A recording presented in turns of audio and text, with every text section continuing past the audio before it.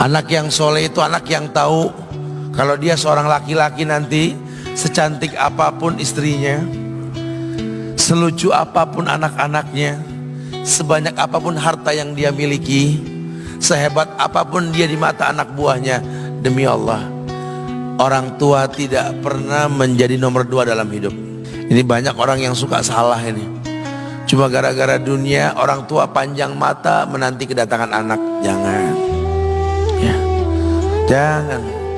Anak yang soleh tahu sekali, sampai kapanpun ibumu, ayahmu, sampai kapanpun. Dunia nggak membuat dia lupa ada berkah keramat dunia hidup di atas muka bumi ini. Dia nggak repot datang ke makam-makam para wali. Orang tua nomor 1 yang dia temui. Ini orang hebat. Ini banyak di antara kita, makam-makam didatengin, di mana saja didatengin, ngalap berkah. Orang tua panjang mata, berlinang air mata menanti, mana anakku?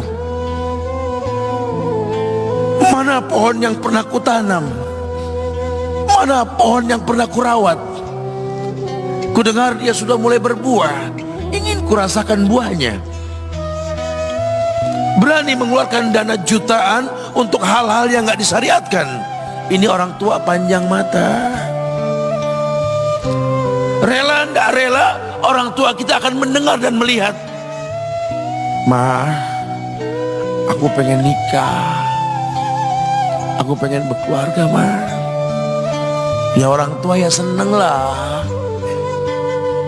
Cuma kalau inget metik buahnya belum terasa, ya ada perasaan kayak gimana gitu loh. Karena dia tahu setelah ini dia akan menikah, bahwa anak orang ada kehidupan yang berbeda yang bakal dia rasa. Orang tua makin hari makin rentan, bukan makin seger. Yang perempuan dibawa orang, ya Allah. Baru kemarin perasaan mainin poni ini anak perempuan kita, betul.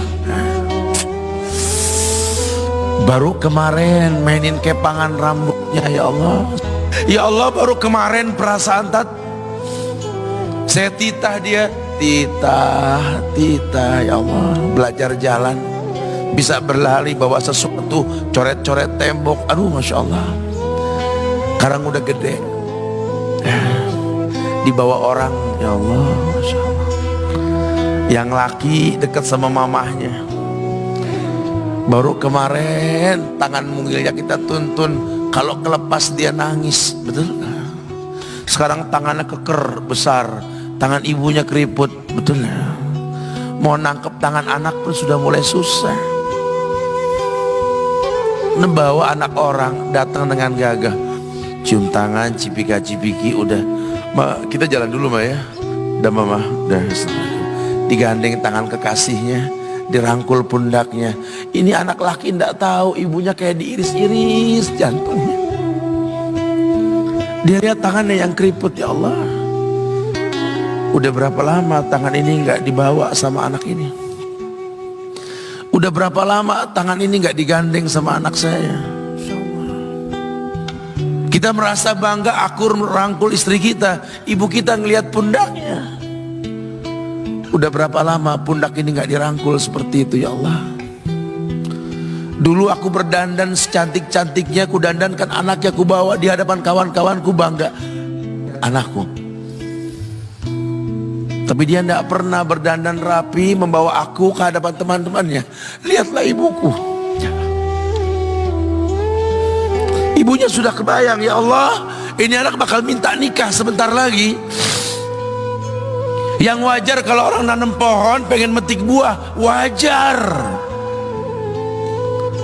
Ini buah belum terasa, pohon sudah mau dibawa. Kebayang tidak? Ya Allah. Mulai dia kebayang. Sehingga rasa-rasa seperti ini menjadi tumpukan rasa di hati orang tua kita, yang nanti pada akhirnya dia pun bakal kembali ke hadirat Allah, kita pun bakal kembali ke Allah, betul? Sementara yang namanya kemuliaan datang dengan cara sabab yang benar. Ridallah fi ridal walidain wa sukhtullah fi sukhtil walidain. Ridha Allah ada di ridha orang tua, murkanya pun sama. Karena semua ibadah yang dia lakukan berujung pada surga. Dan yang paling gampang ketika dia mau menaklukkan dunia, demi Allah, berkah orang tua dulu yang dia ambil. Ini dirasa oleh orang mulia yang Nabi katakan, innahu min ahlis sama, innahu min ahlis sama. Manhu? Siapa dia? Sahabat, manusia yang pernah hidup zaman sahabat tapi nggak ketemu Rasul, yang bernama Uwais Al-Qarni, pemuda miskin pengembala kambing di negeri Yaman. Padang tandus yang dia tinggal di situ, yang dia kesampingkan hidupnya untuk ibunya, untuk ibunya.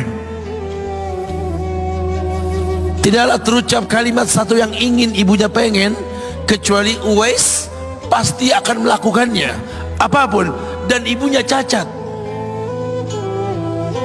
Apa kata Uwais? Tidak akan pernah terlontar kata dari mulut ibuku kecuali kan kulakukan yang dia inginkan. Masya Allah. Ibunya cacat dan dia menomorduakan diri, yang penting orang tuanya dulu. Hingga satu waktu ibunya berkata, wahai Uwais, ibu sudah tua. Andai kematian mendatangi ibu,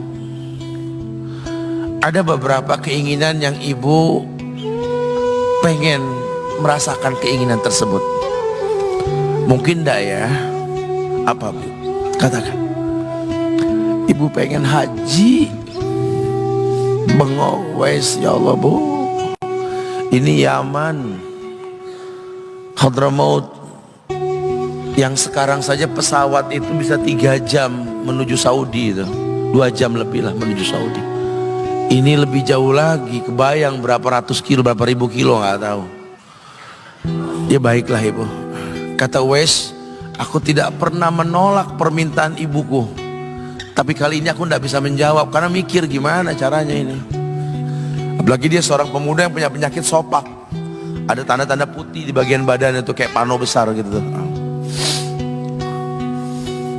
Udahlah, terserah gimana nantilah. Yang penting ini nomor 1 dalam hidup ini. Dia beli seekor anak sapi, digendong tiap hari itu sapi sama si Uwais menuju puncak gunung. Turun lagi, gendong ke atas, turun lagi tiap hari. Sampai orang bilang, Uwais gila no. Orang sapi dipiara, dia digendong tiap hari naik gunung yang tinggi. Sampai nggak berasa, dikatakan 8 bulan dia lakukan itu. Sehingga terbentuklah fisiknya yang bagus karena olahraga tiap hari bawa itu sapi. Dan sapi itu makin berat, dalam hikayat dikatakan sampai di atas 100 kilo itu sapi. Kemudian dia tetap gendong ke atas dan dia yakin, bismillah saya yakin. Sampailah bulan haji, ibu naik ke pundakku, digendong ibunya dari negeri Yaman. Subhanallah, gak ada yang gak mungkin. Lihat, dibawa ibunya ke Mekah, bertawaf di Ka'bah, dunia menyaksikan. Bahkan hikayat mengatakan dia sempat bertanya kepada sahabat Abdullah bin Umar, aku telah menggendong ibuku dari negeri Yaman menuju Mekah, bertawaf di Ka'bah ini. Sudahkah aku membayar jasa ibuku? Apa kata sahabat Abdullah bin Umar? Bahkan satu hentakan napas pun ketika melahirkanmu belum terbayar. Bahkan satu hentakan napas pun ketika melahirkanmu belum terbayar. Dia selesaikan tawafnya, dia selesaikan tawafnya. Selesai tawaf, dibawa ibunya ke makom Ibrahim untuk sholat 2 rakaat. Selesai sholat, dia angkat tangan, dia berdoa kepada Allah, ya Allah, ampunkanlah ibuku ya Allah. Ampunkan ibuku ya Allah. Masukkanlah dia ke sorgamu ya Allah. Masukkan dia ke sorgamu ya Allah. Ibunya berbisik, Uwais, sudahlah, mintalah pada Tuhanmu ampunan untuk dirimu dan sorga untukmu. Wallahi wahai ibu, Allah ampunkan kamu, Allah masukkan kamu ke sorga, cukup untukku ridhomu yang kubutuhkan wahai ibu. Lihat, manusia saleh, hasil doa Rabbi habli minas salihin. Lihat, makanya ketika Nabi mengatakan innahu min ahli sama, ini manusia penghuni langit, Umar, Ali, temui Uwais. Tabarakalladzi biyadihil mulku wa huwa ala kulli syai'in qadir. Alladzi khalaqal mauta wal hayata liyabluwakum ayyukum ahsanu amala wa huwal azizul ghafur. Alladzi khalaqa sab'a samawatin tibaqa ma tara fi khalqir rahmani min tafawut farji'il basara hal tara min futur.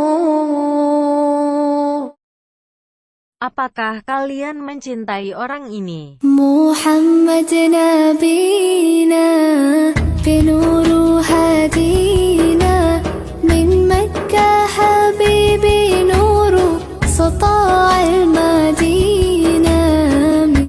Islam agamaku. Allahul kafi Rabbunal kafi qasadnal kafi wa Allah Tuhanku. Allah Allah aghithna ya Rasulullah. Muhammad nabiku. Muhammad nabina binuru hadina. Al-Quran kitabku.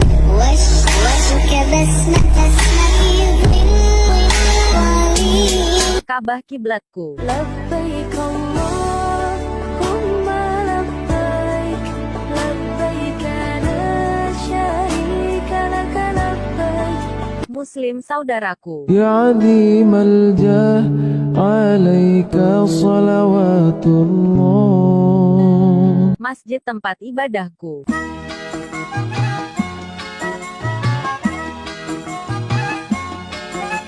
Mas, prinsip hidup Anda apa? Prinsip hidup saya begini, mereka mau menyakiti saya silahkan, mereka mau menjelek-jelekan saya silahkan, mereka mau membicarakan saya di belakang saya silahkan, mereka mau tidak suka dengan saya silahkan. Saya akan tetap berbuat baik kepada mereka semua. Lemah teles ben Gusti Allah sing bales.